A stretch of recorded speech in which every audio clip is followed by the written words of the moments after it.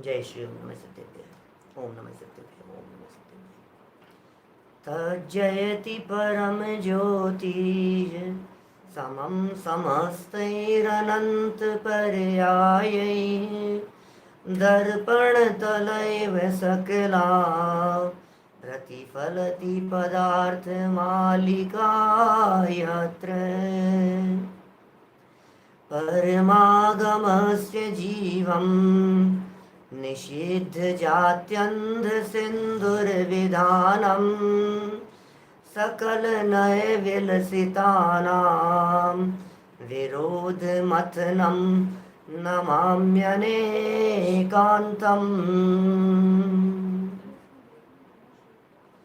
पुरुषार्थ सिद्धि उपाय नामक यह ग्रंथ है आचार्य अमृतचंद्र स्वामी की अनुपम रचना।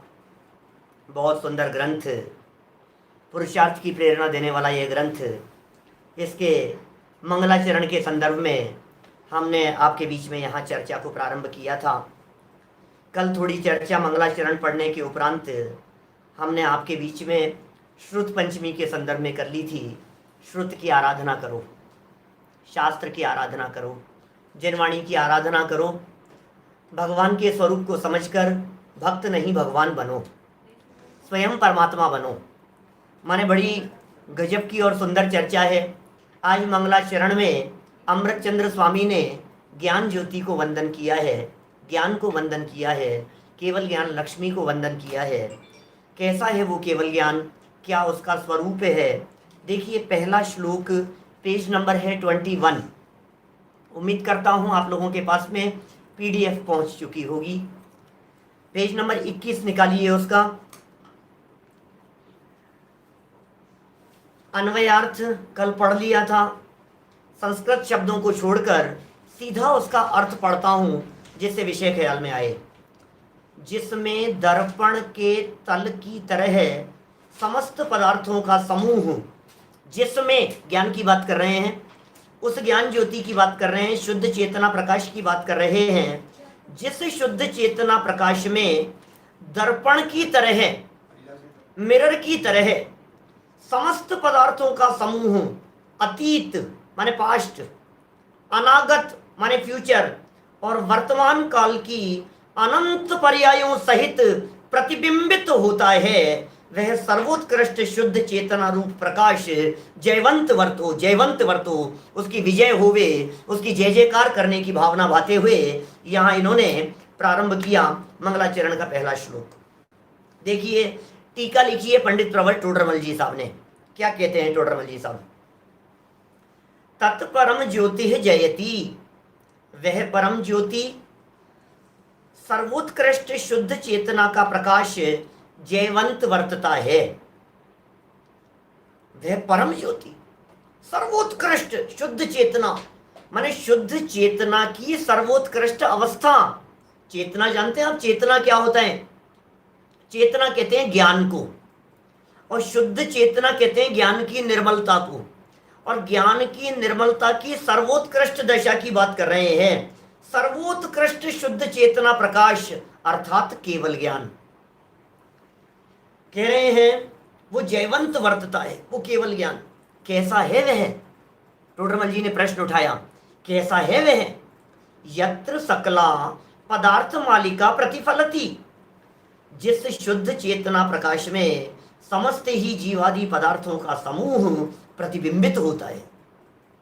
ओहो, क्या कह रहे हैं?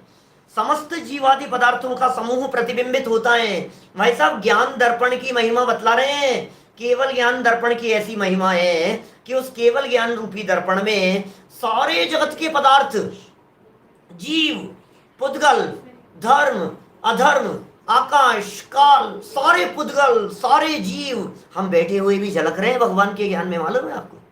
उस ज्ञान प्रकाश में आप और हम लोग यहाँ बैठे हुए हैं ना, हम बैठे बैठे उस भगवान के ज्ञान में झलक रहे हैं। माने उस भगवान के दिव्य ज्ञान की महिमा यहाँ बतला रहे हैं, जिसमें जगत के सारे पदार्थ झलकते हैं।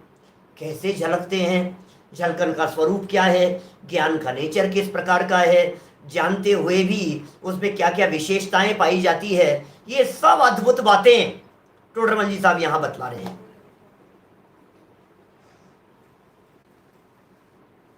देखिए क्या कह रहे हैं यहाँ, सारे पदार्थों का समूह प्रतिबिंबित होता है। किस प्रकार, कैसे प्रतिबिंबित हो रहे हैं सारे पदार्थ? सुनो, लड्डू झलक रहा है, मिठाई झलक रही है, टेबल झलक रही है, कुर्सी झलक रही है, गद्दी झलक रही है, मोबाइल झलक रहा है। अब ये तो हो गए पदार्थ, लेकिन ये सारे पदार्थ झलकते कैसे? अब आप कहोगे सब जैसे वैसे झलकेंगे, क्या हो गया? अब जैसे मैं झलक रहा हूँ भगवान के ज्ञान में, आप भगवान के ज्ञान में झलक रहे हैं, भगवान के ज्ञान की बात कर रहे हैं। तो जैसे हम यहाँ बैठे हैं, जिस पोजीशन में हम हैं, यही पोजीशन झलकती होगी ना भगवान के ज्ञान में, क्योंकि मिरर का तो काम ऐसा ही होता है, जो सामने होता है वो वैसा का वैसा झलक जाता है। ज्ञान की प्रोसेस बतला रहा हूं बेटा जी, ज्ञान कैसे जानता है, ज्ञान की जानने की प्रक्रिया कैसी है। इधर मिरर लगा हुआ है, सामने जो भी पदार्थ होंगे वो पदार्थ झलक जाते हैं। तो केवल ज्ञान का इतना बड़ा मिरर लगा है, ज्ञान के मिरर की बात कर रहा हूं, जिसमें जीव आदि सभी पदार्थ, कोशिश करना कंसेप्ट समझने की कोशिश करना, यहां समझा क्या रहे हैं आचार्य देव, क्या कहना चाह रहे हैं। आपको इतना मजा आएगा भी देखने के बाद में, भगवान के ज्ञान में क्या झलक रहा है और कैसे झलकता है। देखो जरा आप, ये कह रहे हैं यहां पर पदार्थों का समूह प्रतिबिंबित होता है। किस प्रकार?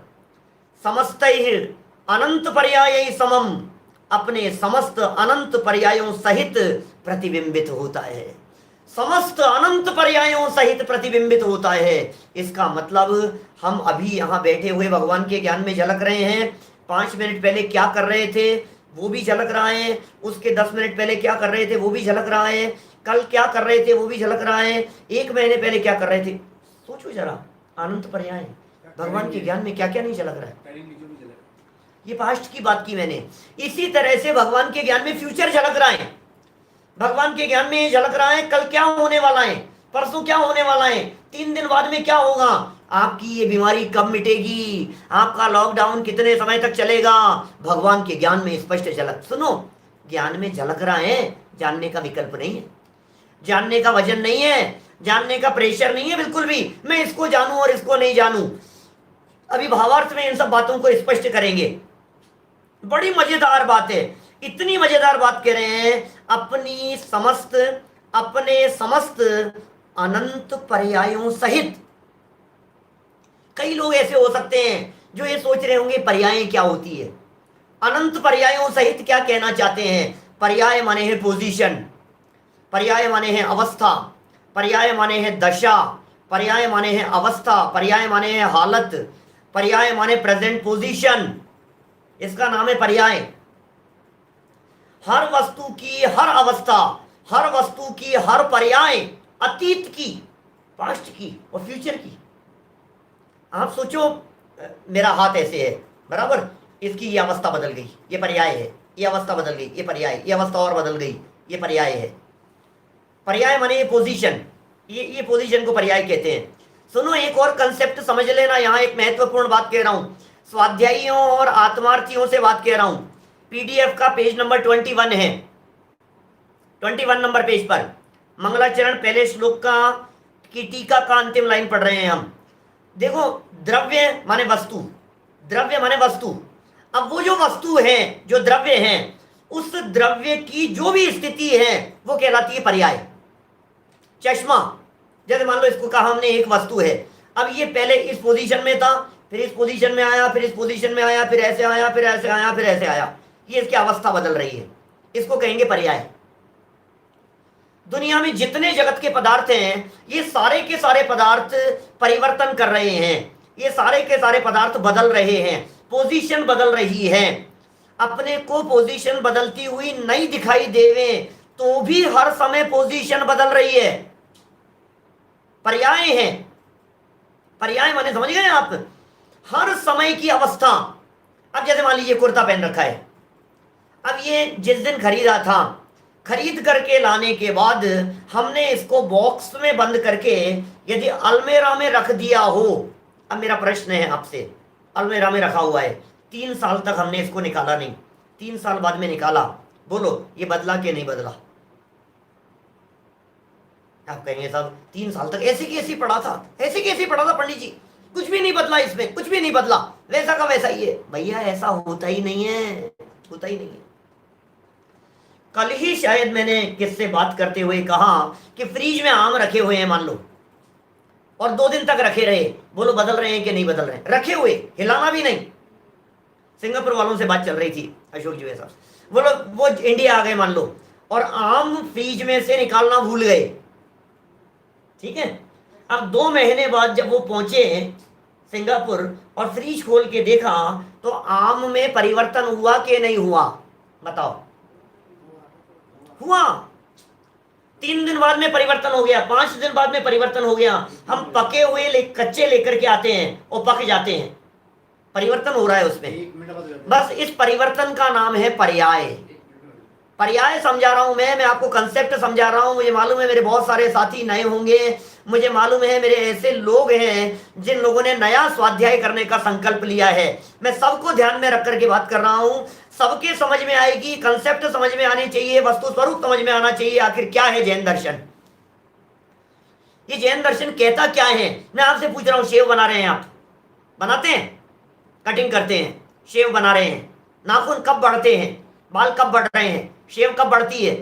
24 घंटे बाद, 24 घंटे बाद में बढ़ रही है शेव?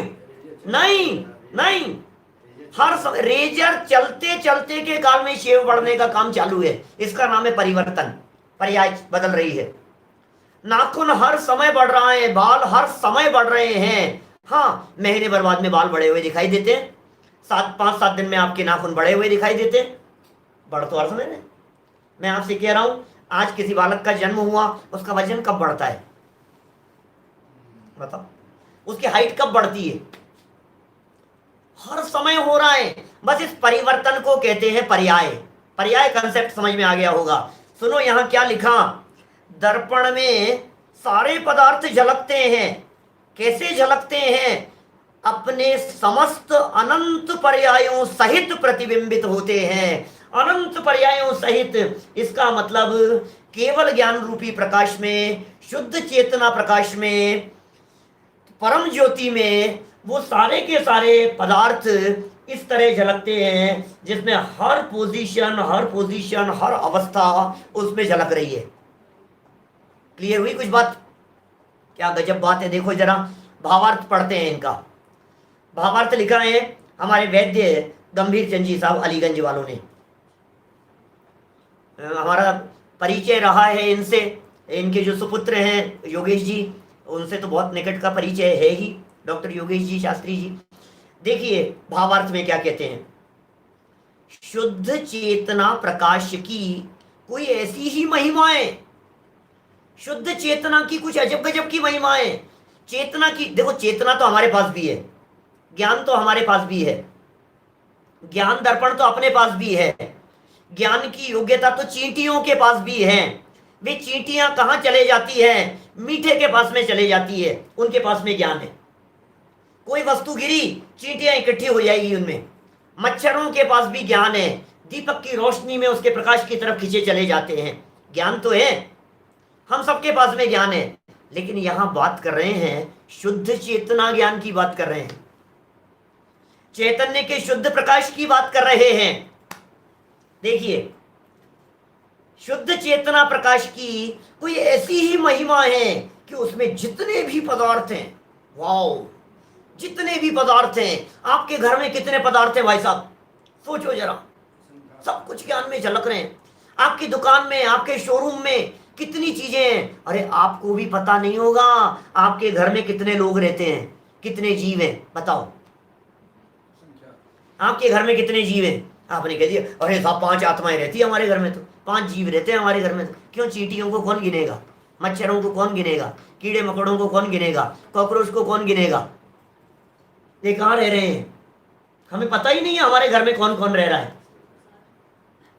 सारे वातावरण में फैले हुए हैं। मैंने एक दिन शायद सुबह मोक्ष मार्ग प्रकाशक वाले प्रवचन में ये बात कही थी।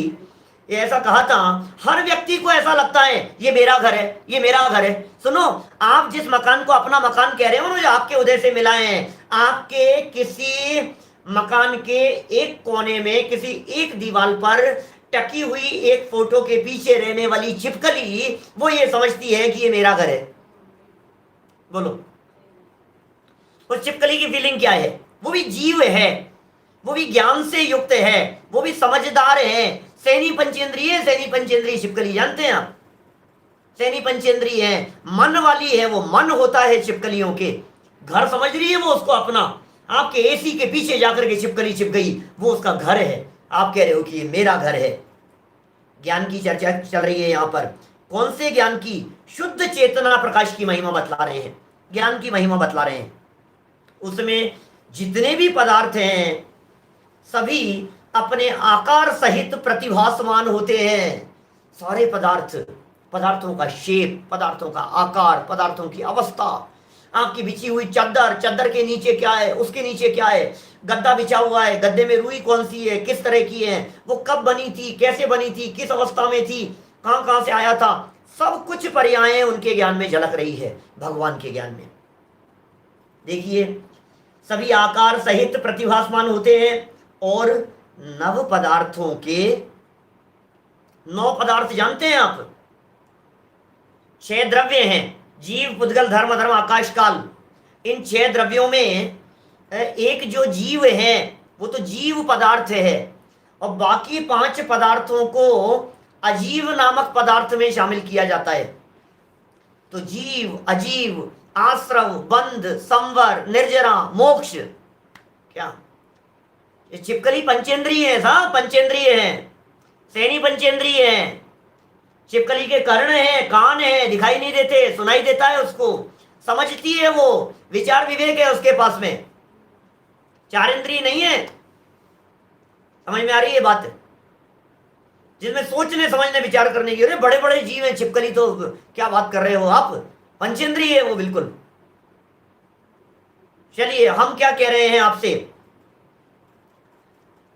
9 पदार्थ बतलाएं, नाम सुन लिए 9 पदार्थों के? जीव, अजीव, आश्रव, बंध, संवर, निर्जरा, मोक्ष, पुण्य और पाप। जो लोग बिल्कुल नए हैं, 9 पदार्थों के नाम नहीं जानते हो, इस प्रवचन को दोबारा सुनते हुए इनको रोक रोक करके 9 पदार्थों के नाम नोट करना सीखते जाइए। मैं आपको जैन दर्शन सिखा रहा हूं, मैं आपको जैन दर्शन की बारीकियां सिखा रहा हूं, मैं आपको ऐसी बातें सिखाऊंगा, समझाऊंगा, जिससे आपको पता लगेगा कि हमने जैन कुल में जन्म लिया है तो हम कैसे हैं। हर बात समझ में आएगी आपको, जैन दर्शन के सारे मर्म और सारे कंसेप्ट आपको समझ में आ जाएंगे। इतना सरल ग्रंथ है ये, मजा आएगा। जुड़े रहो, लगे रहो, निरंतरता मस्ट है, निरंतरता।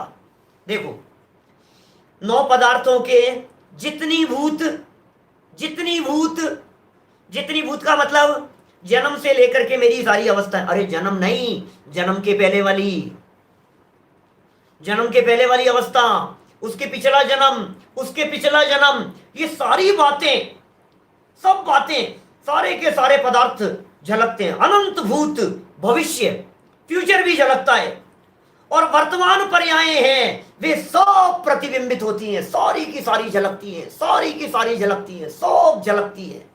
अनंत भूत, वर्तमान और अनंत भविष्य। बोले किस प्रकार झलकती हैं यार, ये झलकेगी कैसे? तो कहा दर्पण तल इव, दर्पण तल इव। जिस प्रकार दर्पण के ऊपर के भाग में घटपट आदि प्रतिबिंबित होते हैं, मिरर के ऊपर ऊपर के हिस्से पर मिरर है, अब पीछे का तो पता नहीं है हमारे को, उसके गहराई का पता नहीं है, स्वभाव उसका निर्मल है दर्पण का, मिरर का, लेकिन ऊपरी भाग में हमारे को क्या दिखाई दे रहा है? हम सामने जाकर के खड़े हुए तो ऐसा लगता है अरे एक संजीव गोदा बाहर है, एक डॉक्टर संजीव गोदा अंदर है, दो दिख रहे हैं, और टूटू हो गए। छोटे छोटे बच्चे ऐसे खेलते हैं, छोटे 2-4 साल के बच्चे, और देखो इधर भी है, इधर भी चाचा, इधर भी चाचा, इन दो जगह दिखाई दे रहे हैं। दर्पण का ये चमत्कार है, मिरर का ये चमत्कार है। उस तरह से घटपट प्रतिबिंबित होते हैं। घट माने होता है घड़ा, और पट माने होता है कपड़ा। तो घट शब्द के अंतर्गत घड़ा, बर्तन, मकान, ये सारी चीजें आ जाएगी घट में। और पट शब्द के अंतर्गत आपके कपड़े, आपके बिस्तर, तकिए, गद्दे, सोफा सेट, ये सब आ जाएंगे पट में। तो घटपट आचार्यों का एक बहुत प्रसिद्ध शब्द है, घटपट, घटपट। तो घटपट क्या चीज है? घटपट कह करके वो दुनिया के सारे पदार्थों को समेट लेते हैं। जब आचार्य देव कहते हैं ना घटपट पदार्थों को देखो, घटपटादि पदार्थों को देखो, घटपटादि पदार्थ तेरे से भिन्न हैं, घटपट का अपने आप परिणमन होता है। पट माने कपड़ा, घट माने घड़ा, और घड़ा और कपड़ा कह करके दुनिया के सारे पदार्थ कह दिए। बोले घटपटादि प्रतिबिंबित होते हैं, माने दुनिया के सारे पदार्थ झलकते हैं। अब देखना बारीकियां, ज्ञान के जानने की बारीकियां बेटा, पॉइंट नोट करना दिमाग में। क्या कह रहे हैं, यहां दर्पण का दृष्टांत दिया। दर्पण का क्या कह रहे हैं, दर्पण का दृष्टांत दिया है। उसका प्रयोजन यह जानना कि दर्पण को ऐसी इच्छा नहीं है कि मैं इन पदार्थों को प्रतिबिंबित करूं। बोलो, केवल ज्ञान को ऐसी इच्छा नहीं है कि मैं लोकालोक के पदार्थों को जानूं, दुनिया के पदार्थ मेरे ज्ञान का विषय बने। मिरर को ऐसी इच्छा नहीं होती दुनिया के पदार्थ ज्ञान में झलके, मिरर में झलके। जो आता है सहज भाव से झलकता है, जो सामने आएगा वो झलक जाएगा, जो हट जाएगा वो हट जाएगा। तो ज्ञान रूपी दर्पण को भी, उस शुद्ध चैतन्य प्रकाश को भी, उस चेतना प्रकाश को भी इस प्रकार का विकल्प नहीं होता कि मैं इनको झलकाऊं। ये कह रहे हैं यहां इच्छा नहीं होती, माने भगवान को इच्छा नहीं है। अच्छा, मैं आपसे पूछ रहा हूं, जैसे मान लीजिए हमने आपसे इतनी बातें कही कि हमें ये पता लग रहा है कि भगवान हमारे को जान रहे हैं, भगवान तो आर्य तुम्हारे को जान रहे हैं, आपको जान रहे हैं, पिताजी साहब तुम्हारे को जान रहे हैं, तो सबको जान रहे हैं भगवान। अब प्रश्न खड़ा नहीं होता, यार मेरे को जानने में भगवान को क्या इंटरेस्ट है? प्रश्न खड़ा होता है ना, भगवान मुझे क्यों जान रहे हैं यार, मुझ में ऐसा क्या है, मेरे में ऐसा क्या देखा भगवान ने जो भगवान को लगा कि मैं इनको जानूं? क्यों जान रहे हैं भगवान? सुनो सुनो सुनो, भगवान को इंटरेस्ट नहीं है, भगवान को इच्छा नहीं है, भगवान को जानने का विकल्प नहीं है। लेकिन ज्ञान की शुद्धता का चमत्कार ही ऐसा है कि उसमें पदार्थ झलकते हैं। फॉर एग्जाम्पल मिरर, मिरर का जो एग्जाम्पल दिया है, धूल चढ़ी हो उसके ऊपर तो कुछ नहीं दिखेगा। यदि उसके ऊपर बहुत गंदगी चढ़ी हुई हो उस मिरर के ऊपर तो क्या चीज झलकेगी? कि कुछ नहीं। और जितना वो क्लियर होगा, मिरर जितना क्लियर होगा, उतना ज्यादा पदार्थ सामने वाले और क्लियर झलकेंगे। पदार्थों में कुछ नहीं करना है क्लियरिटी के लिए। यदि ये दर्पण क्लियर है तो ऑटोमेटिक पदार्थ क्लियर झलक रहे हैं। ऐसे ही ज्ञान जिनका निर्मल हो गया है, ज्ञान जिनका पवित्र हो गया है, ज्ञान जिनका पूर्ण विकास को प्राप्त हो गया है, उनके अपने आप ही सारे जगत के पदार्थ बिना इच्छा के झलकते हैं। सेकंड पॉइंट, आगे देखो, page number 22, 22 number page PDF का। क्या कह रहे हैं? जिस प्रकार लोहे की सुई, लोहे की आयरन, लोहे की सुई चुंबक के पास स्वयं आ जाती है। चुंबक मैग्नेट, मैग्नेट है, उस मैग्नेट के पास आयरन की लोहे की सुई रखी थी और खिंच करके चली आई, आ जाती है। वैसे ही दर्पण अपना स्वरूप छोड़कर उनको प्रतिबिंबित करने के लिए पदार्थों के पास नहीं जाता। दर्पण प्रतिबिंबित करने के लिए हमारे पास में नहीं आता, और पदार्थ अपना स्वरूप को छोड़कर उस दर्पण में प्रवेश नहीं करते। कंसेप्ट समझ में आ रहा है क्या? समयसार ग्रंथ 87 नंबर गाथा के टीका भावार्थ में स्पष्ट किया है, दर्पण और मोर का एग्जाम्पल देकर के। मोर सामने है और वो मोर इस दर्पण में झलक रहा है। अब हमारा प्रश्न ये है, मोर कहाँ है बतलाओ? इधर है कि उधर है? उधर है भाई साहब, उस तरफ है, इधर नहीं है। अब उधर है ना, इधर नहीं है, तो आप तो इधर देख करके कह रहे हो। आपको पता है अपने इतिहास की, महाराजा रतन सिंह की पत्नी क्या नाम था? पद्मनी, महारानी पद्मनी। और मुगल बादशाह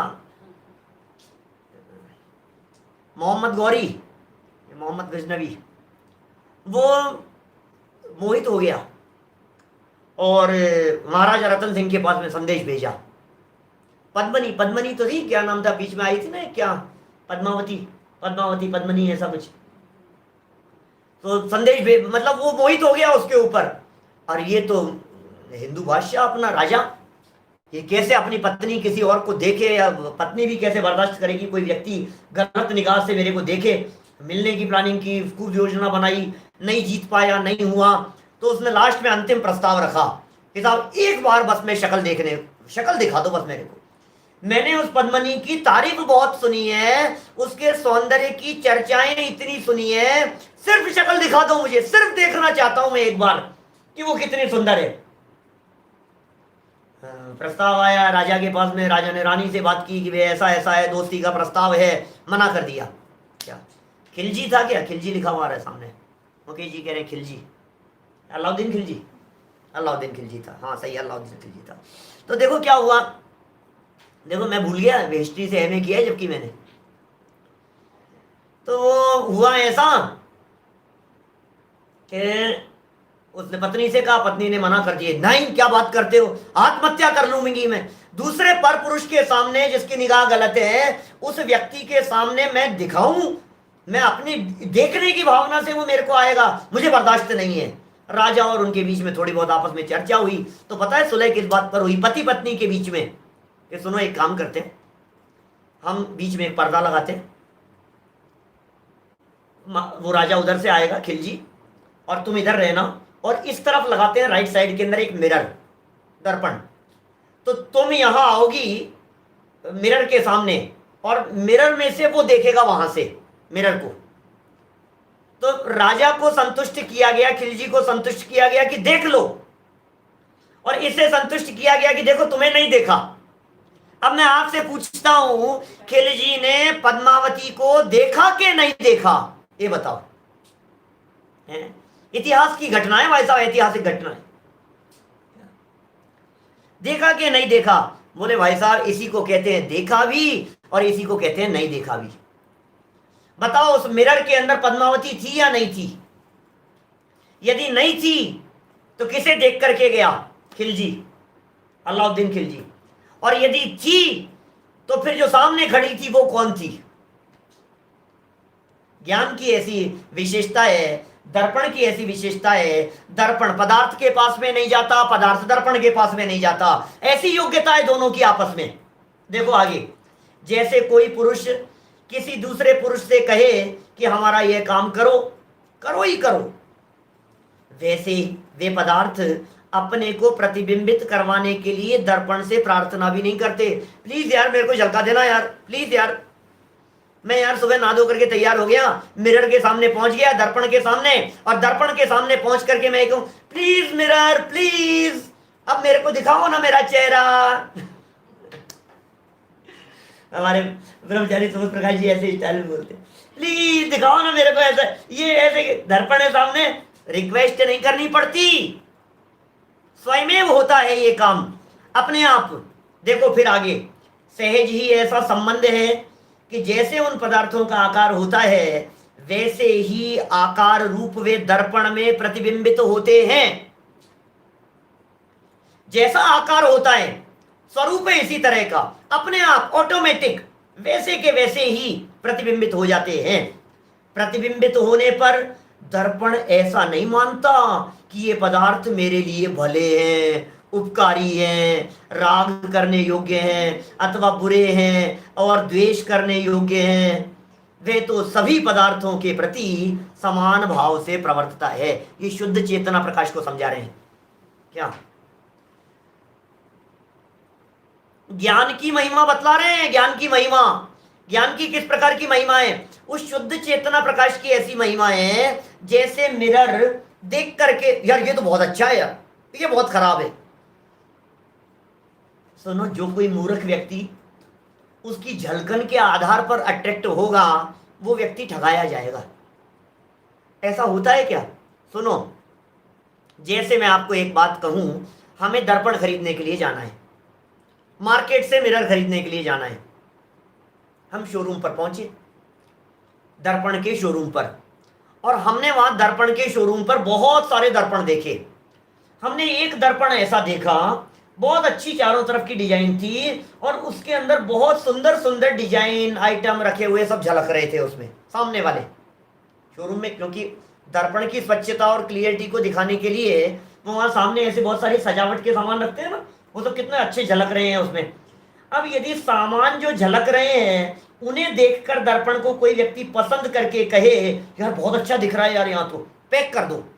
अब घर ला करके पैक करके जब वो घर में खोला तो वो तो दिखे ही नहीं पदार्थ, बोलता है मेरे को डुप्लीकेट सामान दे दिए,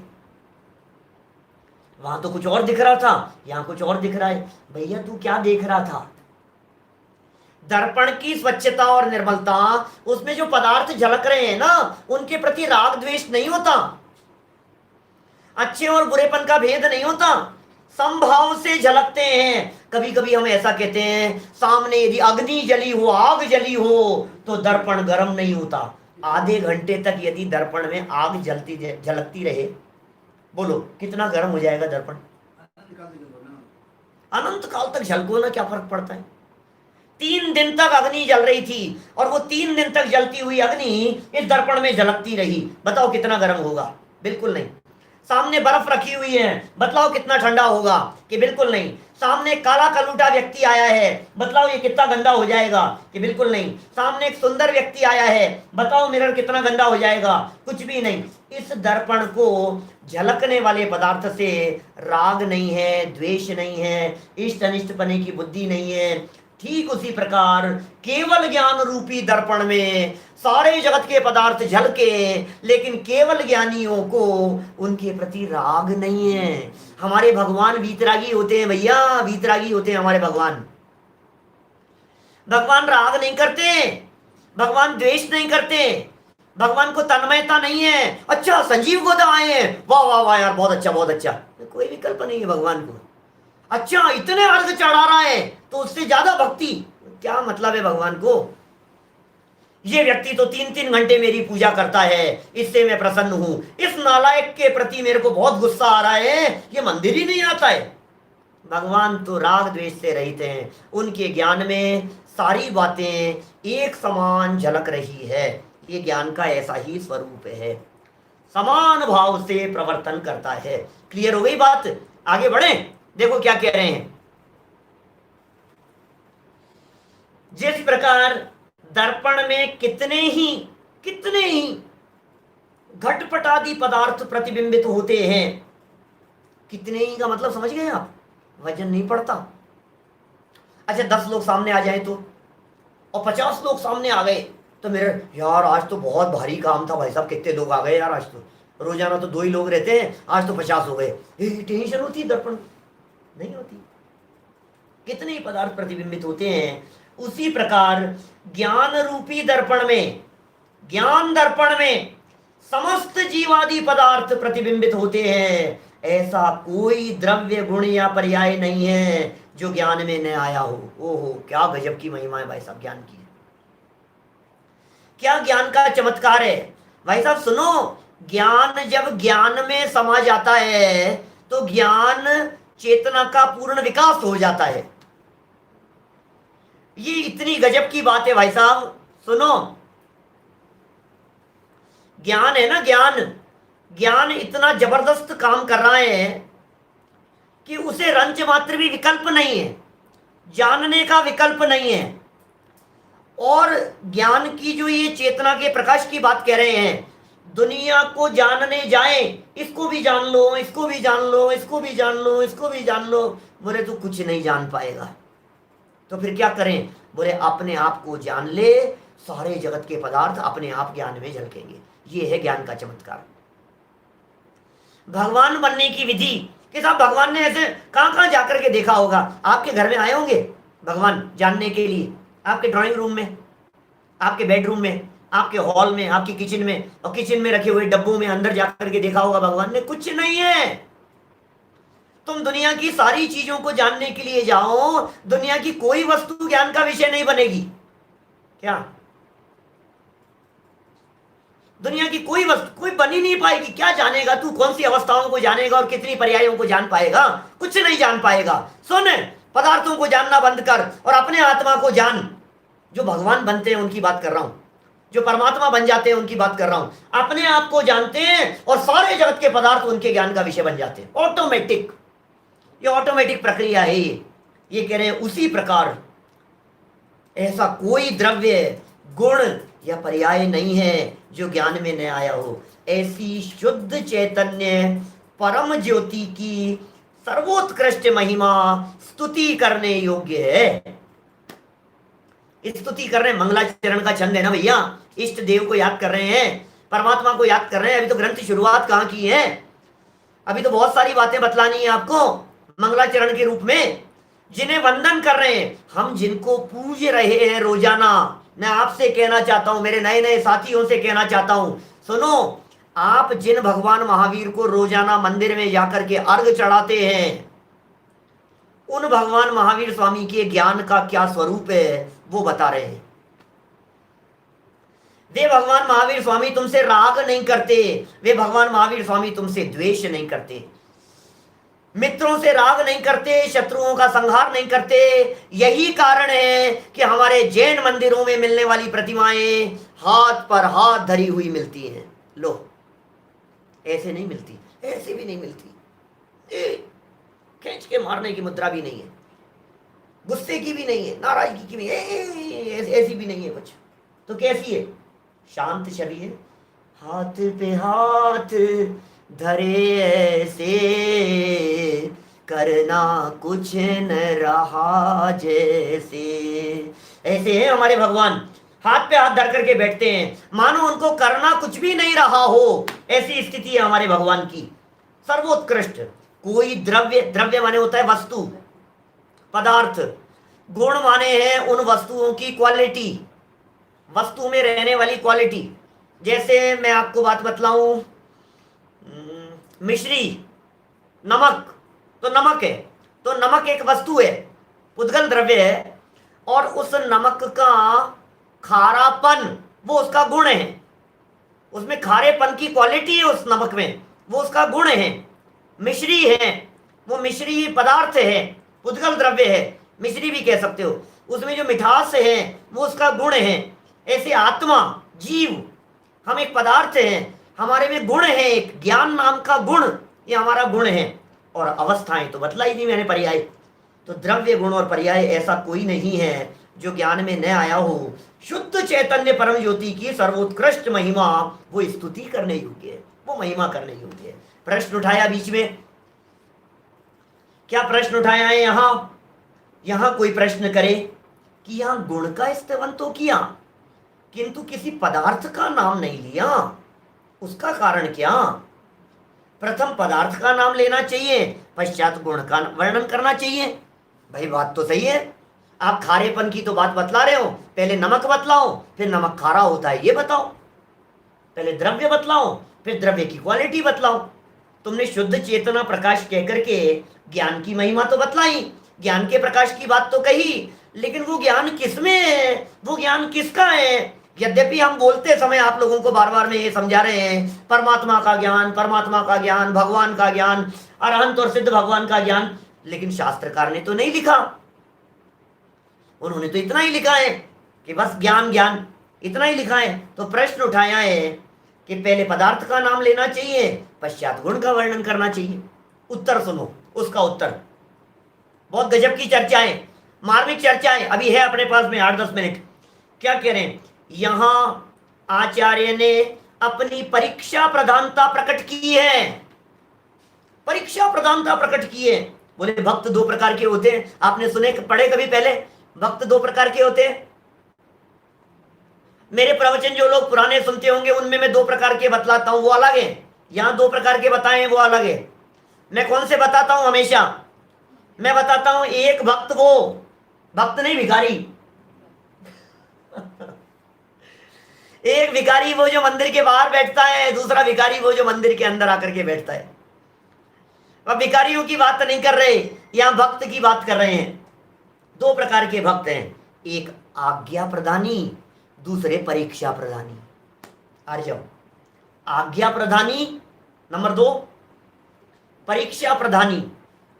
जो जीव परंपरा मार्ग से चले आए, जैसे तैसे देवगुरु का उपदेश प्रमाण करके विनय आदि क्रिया रूप प्रवर्तते हैं, उन्हें आज्ञा प्रदानी कहते हैं। आज्ञा प्रदानी माने यस सर, ओके, जैसा आप कह रहे हो, आज्ञा प्रदानी।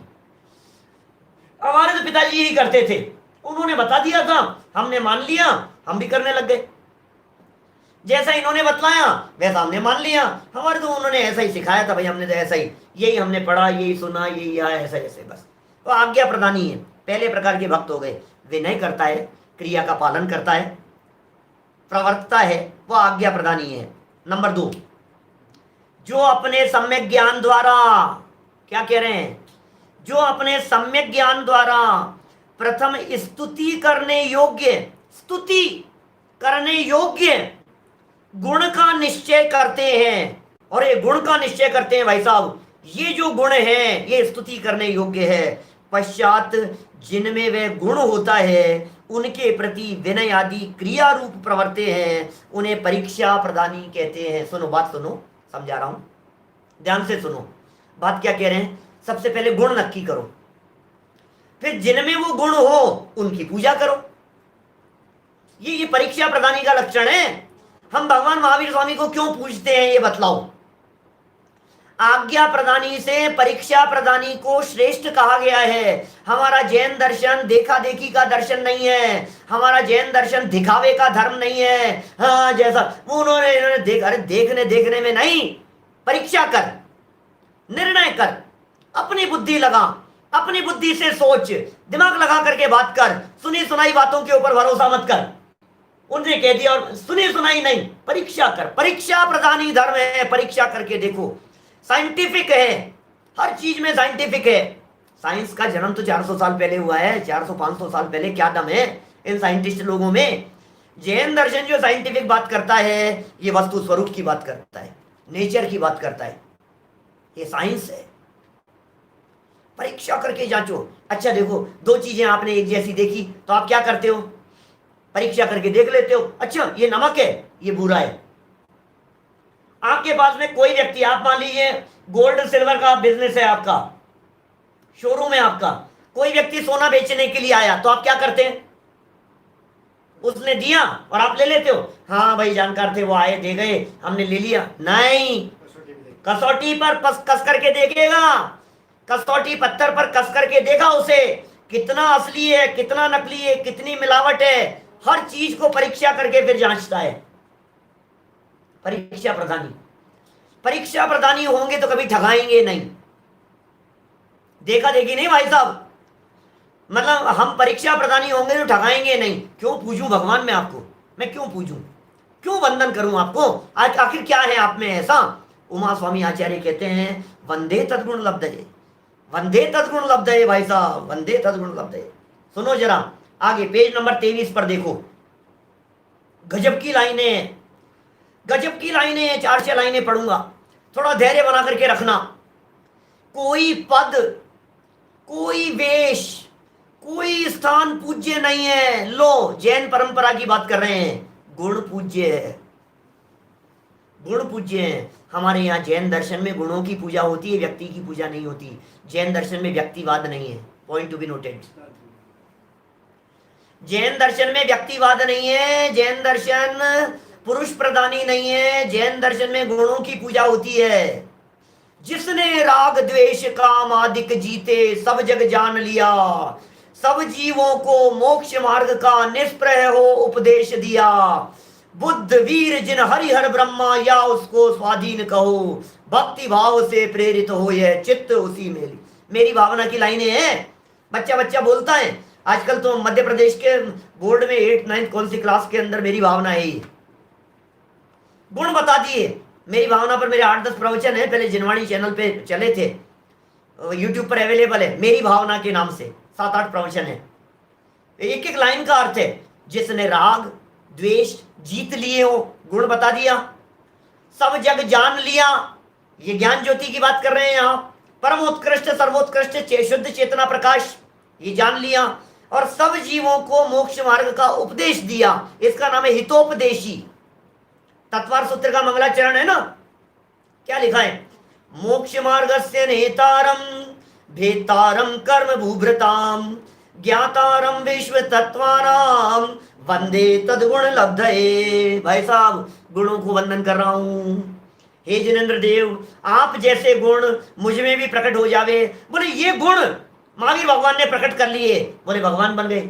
ये गुण पार्श्वनाथ स्वामी ने प्रकट किए, बोले भगवान बन गए। बोले ये गुण आदिनाथ ने प्रकट किए, बोले भगवान हो गए। ये गुण गौतम स्वामी ने प्रकट किए, परमात्मा बन गए। बोले हमारे तो गुणों की पूजा है, तुम भी ये गुण प्रकट करो और तुम भी परमात्मा बन जाओ। क्वालिटी की बात है भाई साहब।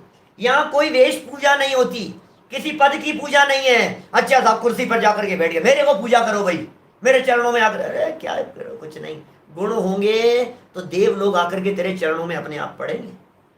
वेश नहीं, भगवा वस्त्र डाल लिया, दुपट्टा ओढ़ लिया, ये कर लिया, माथे पर 3 तिलक लगा लिए, आड़े लगा लिए, किसी ने सीधे लगा लिए, चक्कर नहीं है, चक्करबाजी का काम नहीं है। स्थान पूज्य नहीं है, गुण पूज्य हैं। इसलिए यहां शुद्ध चेतना प्रकाश रूप गुण स्तुति करने योग्य हैं, ऐसा आचार्य ने निश्चय किया है। आपके पीडीएफ के अंदर जो ऐसा के पहले जो एक चिन्ह और ये बना हुआ है ना, ये पीडीएफ की मिस्टेक है, ये डैश है। ये एक्चुअल में वो डैश जो है वो पीडीएफ बनते समय वो ऑटोमेटिक ये चिन्ह में बदल गई, तो ये कंप्यूटराइज्ड मिस्टेक है। ये जहां जहां ऐसा चिन्ह है वहां डैश समझना चाहिए, ऐसा डैश।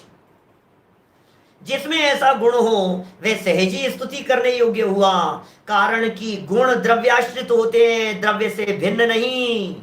ऐसे विचार पूर्वक निश्चय करे तो ऐसा गुण प्रकट रूप से अरहंत और सिद्ध में होता है। माने यहाँ शुद्ध ज्ञान चेतना प्रकाश को जो वंदन किया है, यह वंदन अकेले ज्ञान को वंदन नहीं किया, उस ज्ञान से सहित अरहंत भगवान को वंदन किया है, उस ज्ञान से सहित सिद्ध भगवान को वंदन किया है। इस तरह मंगलाचरण के पहले छंद में अरहंत भगवान और सिद्ध भगवान को वंदन किया गया है। इस प्रकार अपने इष्ट देव का स्तवन किया। पहले छंद की चर्चा पूरी हुई। कल चर्चा करेंगे हम आगम के संदर्भ में। दूसरा छंद बड़ा गजब का है, स्यादवाद और अनेकांत को वंदन किया है। क्या होता है अनेकांत, क्या होता है स्यादवाद, उनका क्या स्वरूप है, और वो क्यों जैन दर्शन की ध्वजा पताका अनेकांत की नींव पर टिकी हुई है, इसकी मार्मिक चर्चा कल हम करेंगे। मैं हमारे कुछ साथियों से निवेदन करना चाहता हूं जो देर से आते हैं, थोड़ा राइट टाइम पर 8 बजे यदि आप लोग उपस्थित होवे तो शुरू में जो आधा प्रकरण निकल जाता है। बहुत सारे लोग पेज नंबर पूछते रहते हैं। हम 8 बजे मंगलाचरण राइट टाइम इंटरनेट से मिला करके, टाइम मिला करके 8 माने 8 o'clock PM इंडिया टाइम हम प्रवचन शुरू कर देते हैं। सुबह का प्रवचन हमारा शुरू होता है 9:20 पर, राइट टाइम पर 9:20 पर शुरू होता है। ये ग्रंथ अभी हमने शुरू किया है। आप अपने साथियों को, आप अपने मित्रों को, आप अपने दोस्तों को, रिश्तेदारों को ये आज और कल के जो 2 प्रवचन थे ये आप फॉरवर्ड कर सकते हैं, उन्हें प्रेरित कर सकते हैं। नियमित चलेगा। जैन दर्शन की बारीकियां हम बराबर आप लोगों को समझाएंगे। इस बात को ध्यान में रख करके चलेंगे कि आपने जैन दर्शन पहले बिल्कुल नहीं पढ़ा है। स्वाध्यायियों के हिसाब से भी चर्चा मिलेगी, जिनका स्वाध्याय नहीं है उनके हिसाब से भी चर्चा आपको यहाँ जानने को मिलेगी। तो धीरे धीरे स्टेप बाय स्टेप पढ़ते रहेंगे। एक और जो हमने टेलीग्राम का एक ग्रुप बना दिया है शंका समाधान के नाम से, वो ग्रुप रोजाना प्रवचन के बाद, मतलब आप लोगों के यहाँ प्रश्न नहीं आए लाइव चैट के अंदर, चूंकि मैं बोलता रहता हूं, मैं टाइप नहीं कर सकता, मैं आप लोगों को जवाब नहीं दे सकता। हमारे विद्वान है वो भी कितना जवाब दे पाएंगे। तो हमने टेलीग्राम पर ग्रुप बना दिया है, DR संजीव गोदा, बार बार में आपकी स्क्रीन पर भी लिखा हुआ आ रहा है।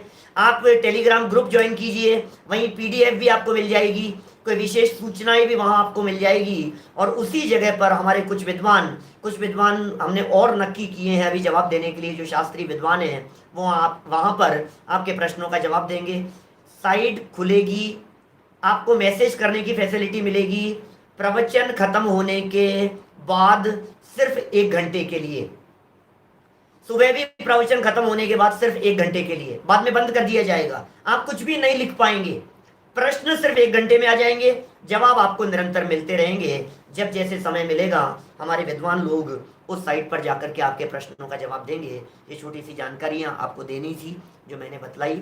लाभ लेते रहें, जिनवाणी का चिंतन मनन मंथन करते रहें, लाभ लेवें और अपने मनुष्य जीवन को सफल सार्थक करें। इसी भावना से बात को यहीं विराम देता हूँ। ओम नमः सिद्धेभ्य। सहजानंदी शुद्ध स्वरूपी अविनाशी हूँ आत्मस्वरूप, सहजानंदी शुद्ध स्वरूपी। अविनाशी हूँ आत्मस्वरूप, सहजानंदी शुद्ध स्वरूपी। अविनाशी हूँ आत्मस्वरूप, जावाणी के ज्ञान ते सूझे लोकालोक। सोवाणी मस्तक नमो सदा देत हूँ धूप। नौ वर्णों का